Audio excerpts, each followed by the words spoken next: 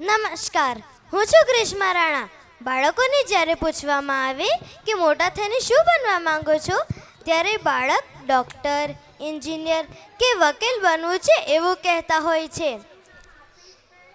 જો આપણે વકીલ જેવા કાયદાના જાણકાર હોઈએ, જો આપણે કાયદા પ્રમાણે ચાલીએ અને આપણને કાયદાનું સાચું જ્ઞાન હોય તો આપણે અન્યાયથી બચી શકીએ છીએ. તો આજે આપણે બાળકોના કાનૂન અને તેમના હકો વિશે કરીશું ખાસ ચર્ચા. તો આજની આ ચર્ચામાં આપણી સાથે જોડાયા છે senior advocate Shri Hitesh Gupta sir. તો આ ચર્ચામાં આપનું ખૂબ ખૂબ સ્વાગત છે sir. Thank you so much. Sir, સૌથી પહેલાં કહો કે આપને અમારો આ બાળમેળો કેવો લાગ્યો અને તમે બાળપણમાં અહીં આવ્યા છો? હા, હું પણ મારા પેરેન્ટ્સ જોડે, જેવી રીતે આજે બધા બાળકો એમના પેરેન્ટ્સ જોડે અહીંયા આવ્યા છે, હું પણ મારા પેરેન્ટ્સ જોડે અહીં આવતો હતો. અને અલગ અલગ જે બાળમેળામાં સરસ સરસ વાનગીઓ અને જે પ્રકારે પ્રાણી સંગ્રહાલયથી લઈને બધી આ કમાટી બાગમાં મેં અસંખ્ય વાર બાળમેળામાં ખૂબ મજા માણી છે મારા પેરેન્ટ્સની જોડે. મારા બ્રધર છે એમની જોડે બી આવતો હતો, એટલે બધા અમારા ફ્રેન્ડ્સ હતા, ઘણીવાર એમની જોડે આવ્યો છું, એટલે ખૂબ મજા માણી છે મેં બી મારા બાળપણમાં અહીંયા. સર, વકીલો કાળો કોટ જ કેમ પહેરે છે? આનું શું કારણ છે? બેટા, 13th સેન્ચુરીમાં જ્યારે આ કોર્ટની, જજીસની, વકીલોની આ એક પરિસ્થિતિનું જ્યારે નિર્માણ થયું, ત્યારે કલરમાં કાળો કલર, અને કાળો અને સફેદ જે વકીલોનું એક યુનિફોર્મ તરીકે હોય છે, આ યુનિફોર્મમાં કાળો કલર જે છે એ કટિબદ્ધતા, એટલે કે તમે જે કંઈ કાર્ય કરી રહ્યા છો એમાં આ એક એવો કલર કે જે ક્લિયર સંદેશ આપે છે કે અમે અમારું જે કામ છે એ ખૂબ જ સારી રીતે નિભાવીશું, કટિબદ્ધ રહીશું પોતાના કામ માટે. અને સાથે સાથે કાળો કલર એક એવો કલર છે કે જે પાવરને દર્શાવે છે. કાળો કલર એક એવો કલર કે જેના ઉપર કોઈ પણ અન્ય કલરનો કોઈ અસર નથી આવતો, અને એટલા માટે જ કાળા કલરનો યુનિફોર્મ અમે કોટ તરીકે પહેરીએ. અને એની સાથે જે સફેદ કલર જે ઉપયોગ થાય છે વ્હાઇટ કલરનો, એ છે સ્વચ્છતા, ઇનોસન્સ, એટલે સારી રીતે પોતાની ફરજ સાદગીથી નિભાવી શકે એના માટે સફેદ કલરનો પણ યુનિફોર્મમાં ઉપયોગ થાય છે. સર, તમને ક્યારે એવું લાગ્યું કે તમારે વકીલ બનવું છે અને કેમ બનવું છે? વકીલ બનવાની પ્રેરણા કહું તો મને મારા પેરેન્ટ્સ તરફથી મળી, અને સાથે સાથે જ્યારે હું સ્કૂલમાં હતો, 7th સ્ટેન્ડર્ડ 8th સ્ટેન્ડર્ડમાં જ્યારે હું ભણતો હતો, તો જે ટીચર્સ હતા એ ટીચર્સોએ પણ મને પ્રેરિત કર્યા, મને સમજાવ્યું કે અગર તમે સારી રીતે વાતચીત કરી શકો છો અને કશું ખોટું થતું હોય તો એ ખોટું થઈ રહ્યું છે એની સામે તમે તમારી વાત યોગ્ય રીતે મૂકતા હોય, જો આવી કોઈક વાત હોય તો એ એક વકીલ સારામાં સારી રીતે આ ભૂમિકા ભજવી શકે. એટલે પ્રેરણા જે મળી એ પ્રેરણા પેરેન્ટ્સે, સાથે સાથે જે સ્કૂલમાં હું ભણતો હતો એ સ્કૂલમાંથી મને વકીલ બનવાની પ્રેરણા મળી હતી. સર, બાળકોનો એક સવાલ એ પણ છે કે વકીલ કેવી રીતે બની શકાય અને તેના માટે કેવી તૈયારી કરવી પડે? વકીલ બનવા માટે બે રીતે વકીલાતની જે અભ્યાસ છે, LLB કહેવાય એને, 12th સ્ટેન્ડર્ડ પછી એમાં એક એન્ટ્રન્સ એક્ઝામ થતી હોય છે, અને એ એન્ટ્રન્સ એક્ઝામ પાસ કરીએ ત્યારે એડમિશન મળે. 5 years 5 વર્ષનો કોર્સ હોય છે, એમાં એડમિશન મળતું હોય છે. અને કદાચ 5 વર્ષના કોર્સમાં એડમિશન ન લેવું હોય તો 3 વર્ષનો કોર્સ, જે ગ્રેજ્યુએશનનો કોર્સ હોય છે, BCom કરો, BA કરો, BSc કરો, કોઈ પણ અન્ય ગ્રેજ્યુએશનનો કોર્સ કર્યા પછી 3 વર્ષનો પણ કોર્સ હોય છે LLBનો. એ બંનેમાંથી કોઈ પણ પ્રકારે અગર તમને 11th 12th સ્ટેન્ડર્ડથી ખબર જ છે કે હવે મારે વકીલ બનવું છે, લો ભણવું છે, તો એની તૈયારી 11મા 12મા પછી તમે કરી શકો. એન્ટ્રન્સ એક્ઝામ પાસ કરવાની હોય છે. એન્ટ્રન્સ એક્ઝામ જો પાસ કરો તો 5 વર્ષમાં જ વકીલ બની શકાય. અને જો અગર ગ્રેજ્યુએશન પછી ઈચ્છા થઈ કે વકીલ બનવું છે તો 3 વર્ષનો કોર્સ હોય છે, પણ મેન હોય છે એક નાની એક્ઝામ હોય છે, એ એક્ઝામ પાસ કરવી પડે, સારા માર્ક્સ લાવવા પડે 12th સ્ટેન્ડર્ડમાં. જો મિનિમમ 45% જેટલા માર્ક્સ આવે તો પછી તમે એડમિશન સહેલાઈથી મેળવી શકો છો, જો એક્ઝામ પાસ કરો તો. મૂળ ભણવું બહુ પડે, અને એટલે જ ભણવાની જોડે સહેજ બી કચાશ નહીં રાખવી, અને સારી રીતે ભણવું એ વકીલ બનવા માટે સૌથી મહત્ત્વની બાબત. સર, બાળકોની સલામતી માટે ઘણા બધા કાયદા છે એમ કહેવાય છે, તો તેના વિશે આપ થોડું જણાવશો? આપણા દેશમાં આપણું જે મૂળ બંધારણ છે એ બંધારણમાં જ બાળકો માટે વિશેષ જોગવાઈઓ કરવામાં આવેલી છે, પરંતુ કાયદાની અગર વાત કરીએ તો સૌથી મહત્ત્વનો કાયદો જે આપણા દેશમાં નાના નાના છોકરાઓને 10 વર્ષ, 11 વર્ષ, 12 વર્ષથી ચાઇલ્ડ લેબર એટલે કે બાળ મજૂરી માટે એમનો બહુ જ ખોટી રીતે ઉપયોગ થાય છે. પછી એ ચાની લારી હોય, કોઈ ફરસાણની દુકાન હોય, કોઈ ફેક્ટરી હોય, કે કોઈ પણ એવી જગ્યા કે જ્યાં નાના બાળકો જોડે ફેક્ટરીઓમાં પણ ગંભીર પ્રકારના કામો કરાવવામાં આવે છે. એવા તમામ જે બાળકો છે એમને બાળ મજૂરો કહેવાય, અને બાળ મજૂરીને નાબૂદ કરવા માટે બાળ મજૂરી જે છે એ ગુનો છે. તમે જે બી સગીર વયનો બાળક, અગર 18 વર્ષથી નીચે ઉંમરનો બાળક છે, એને કોઈ પણ પ્રકારની આવી જો કોઈ કામ કરાવવામાં આવે તો એમાં સરકાર જે છે એ એમને પનિશ કરી શકે છે, એમને સજા કરી શકે છે. એવો એક આ બાળ મજૂરીનો કાયદો. સાથે સાથે અન્ય બીજા એવા ઘણા કાયદા છે કે જે બાળકોના રક્ષણ માટે બનેલા છે.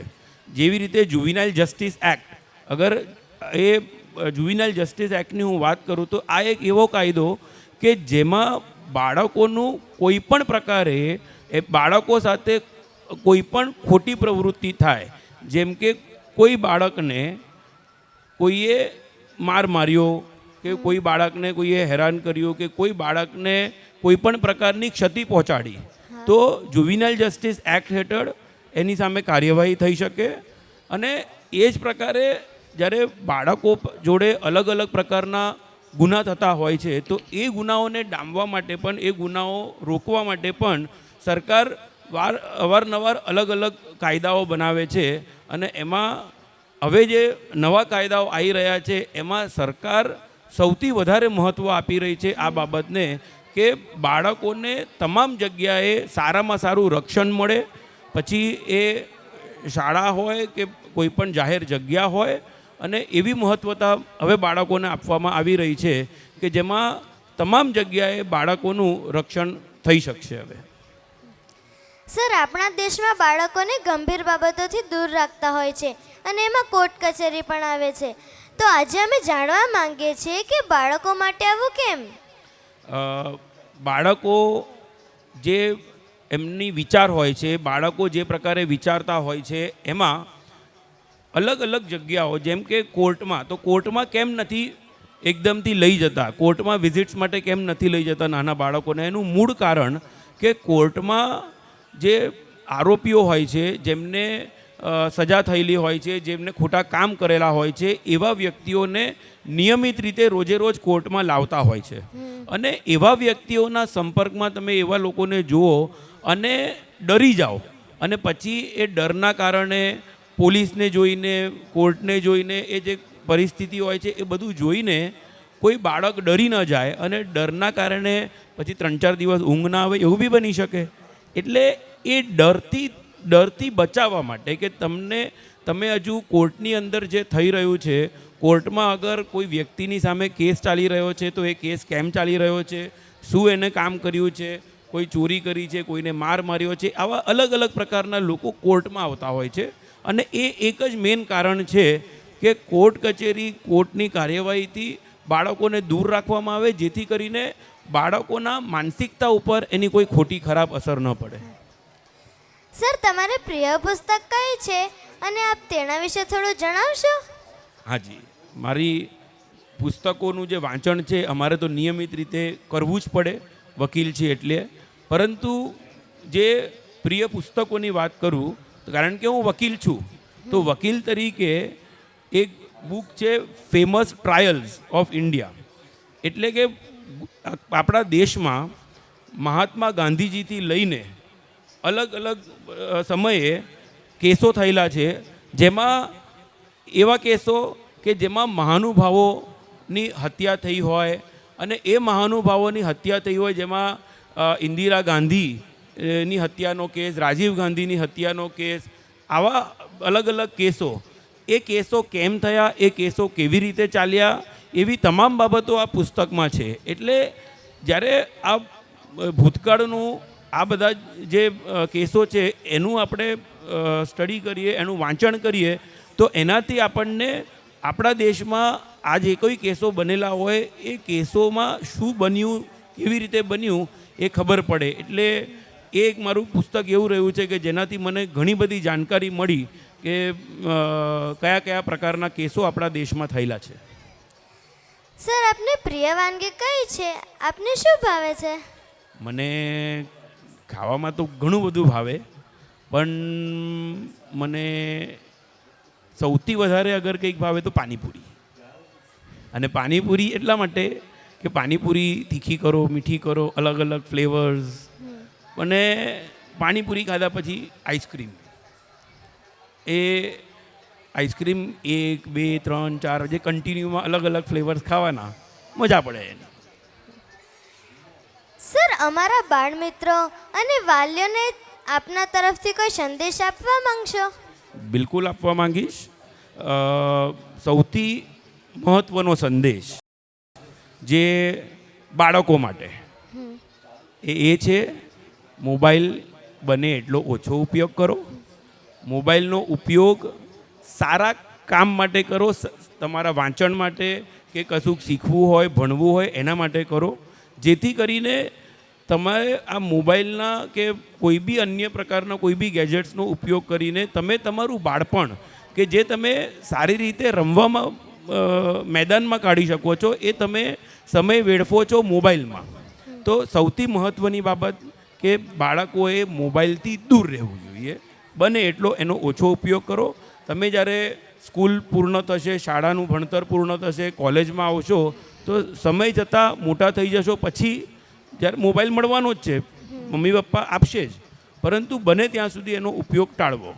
અને વાલીઓ માટે, પેરેન્ટ્સ માટે બહુ જ મહત્ત્વની બાબત, ગુડ ટચ બેડ ટચ, એનું જે શિક્ષણ શાળાઓમાં મળે છે, પણ સાથે સાથે બાળકોને રોજે રોજ એમની સાથે જે કંઈ ઘટનાઓ ઘટી હોય એની નિયમિત રીતે વાતચીત કરવી, એમની સાથે એ જે કંઈ પ્રવૃત્તિઓ કરી રહ્યા છે, એમના મિત્રો કોણ છે, એ બધું જાણવું જરૂરી રહે છે.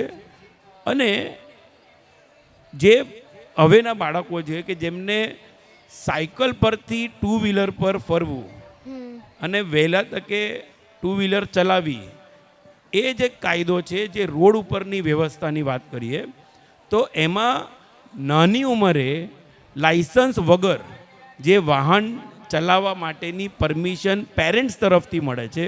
નાની ઉંમરે પેરેન્ટ્સ જે રીતે વાલીઓ જે રીતે બાળકોને પોતાનું 2 વ્હીલર ચલાવવા માટે આપે કે શીખવાડે, 16 વર્ષથી નીચેની ઉંમરે ગેર વગરનું વાહન ચલાવવું એ ગુનો બને, અને એ ગુનામાં બાળકની ઉપર તો કેસ થાય છે જ, પરંતુ સજા જ્યારે થાય તો એ વાલીઓને થતી હોય છે.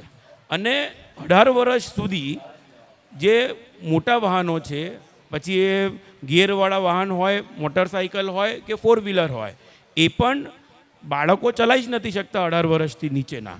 એટલે ખાસ કાળજી લેવી પડે વાલીઓએ કે ટ્રાફિકના જે કોઈ નિયમો છે, એ નાનામાં નાના નિયમો જો આજે આ નિયમોનું પાલન કરશે તો ક્યાંક ને ક્યાંક બાળકોનું તો રક્ષણ થશે જ, સાથે જે બીજા રાહદારીઓ છે એનું બી રક્ષણ થશે.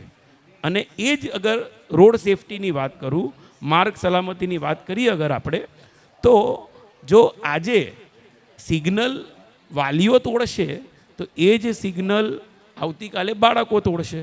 તો એટલે જ જ્યારે પણ બાળકોને લઈને વાલીઓ રોડ પર જતા હોય છે તો ટ્રાફિક નિયમોનું ચુસ્તપણે પાલન કરે, એ જ મારો મહત્ત્વનો સંદેશ. સર અમારી સાથે ચર્ચા કરવા બદલ આપનો ખૂબ ખૂબ આભાર. મને પણ બહુ મજા આવી. મને પણ અહીંયા બોલાવવા માટે થેન્ક યુ. ખૂબ ખૂબ આભાર તમારો. તો આ હતા senior advocate Shri Hitesh Gupta sir. તો આ ચર્ચા આપને કેવી લાગી કમેન્ટ કરીને જરૂરથી જણાવશો. આભાર.